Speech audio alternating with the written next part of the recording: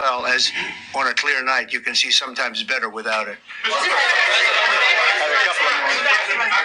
Mr. President, is it helpful to have your Secretary of Transportation confirmed, and does this intensify your interest in getting other nominees confirmed quickly? Go to what? Is it helpful to have your Secretary of Transportation confirmed, and does this intensify your interest in getting other nominees confirmed quickly as well? For sure, we want fast confirmations, and the Democrats, as you know, are doing everything they can to delay them. They've taken too long. We're struggling to get very good people that everybody knows are going to be confirmed, but we're struggling to get them out faster. We want them out faster. It's a good question, actually. We've been pushing Sean. Everyone knows Sean for a long time. He got many, many Democrat votes, but they want to take as long as they can. They ask questions like some of the questions that Peter would ask that were totally irrelevant and not very good questions, but they want to just keep it going. They want to keep it going as long as possible. I was very honored, actually, that you got so many Democrat votes. That was really good. We don't even yet know the names of the 67 people who were killed, and you are blaming Democrats and DEI policies and air traffic control and seemingly the member of the U.S. military who was flying that Black Hawk helicopter. Don't you think you're getting ahead of the investigation right now? No, I don't think so at all. I don't think with the names of the people, you mean the names of the people that are on the plane, you think that's going to make a difference? They are a group of people that have lost their lives. If you want a list of the names, we can give you that. We'll be giving that very soon. We're in coordination with American Airlines. We're in coordination very strongly, obviously, with the military. But I think that's not a very smart question. I'm surprised coming from you. Please. Thank you, President Trump. Thank you for being here. Based on your analysis so far, do you have a sense of who is at fault? If it was the plane, the helicopter, air traffic control, and can you assure people that it is safe to fly in and out of D.C.? Well, I've given you the analysis, and the analysis was it was based on vision. We had a lot of people that saw what was happening. You had some people that knew what was happening. There was some warnings, but the warnings were given very, very late. You know, those warnings were given very late. It was almost as they were given. A few seconds later, there was the crash. It should have been brought up earlier. But the people in the helicopter should have seen where they were going. I can't imagine people with 20/20 vision not seeing what's happening up there. Again, they shouldn't have been at the same height. You're going in reverse directions or sideway directions. Obviously, you want to be at different heights. I see it all the time when I'm flying. You have planes going in the opposite. They're always lower. We're higher. So if somehow there's a screw up, there's not going to be a tragedy. It'll be close, but there's never going to be a tragedy if you're in a different elevation.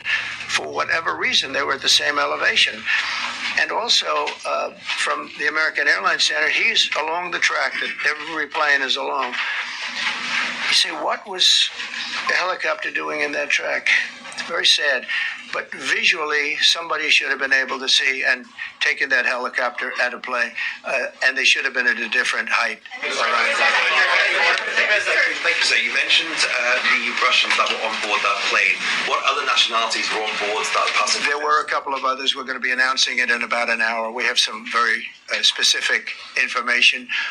We're calling the countries. We've spoken to most of them, but there were some other countries represented. Mr. President, have you spoken to President Putin? I have not, no. Not about this. Question, if I may. On your executive order, you've already issued an executive order. You say will restore aviation safety. Right. This crash happened after that. Was the executive order successful, and what more needs to change to keep people safe? Well, we issued it 3 days ago, and we're in the process of making those changes. This is something that should have been done a long time ago. Actually, my original order should have never been changed, and I think maybe you wouldn't have had this problem. Maybe. Yeah, please, go ahead. Yes, thank you. We see everyday life that very often those diversity hires cause sometimes issues, as you just mentioned. So what plan do you have? Are we going to see some fire? Are you going to fire some of those diversity hire in the federal government? What plan do you have? I would say the answer is yes. If we find that people aren't mentally competent, you see the language. The language is put out by them.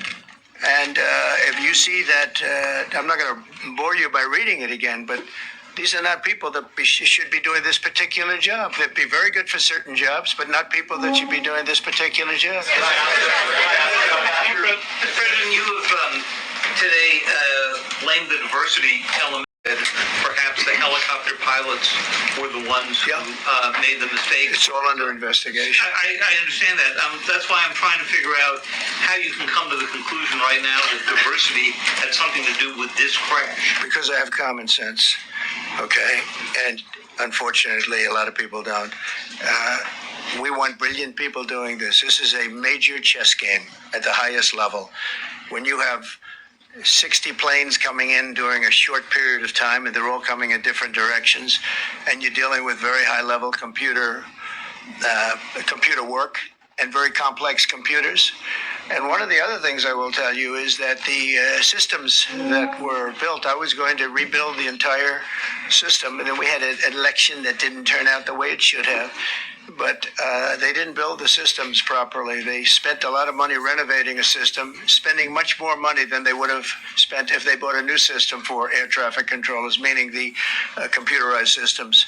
There are certain companies that do a very good job. They didn't use those companies. They used companies that should not have been doing it. So I think it's very important to understand that for some jobs, and not only this, but air traffic controllers, they have to be at the highest level of genius.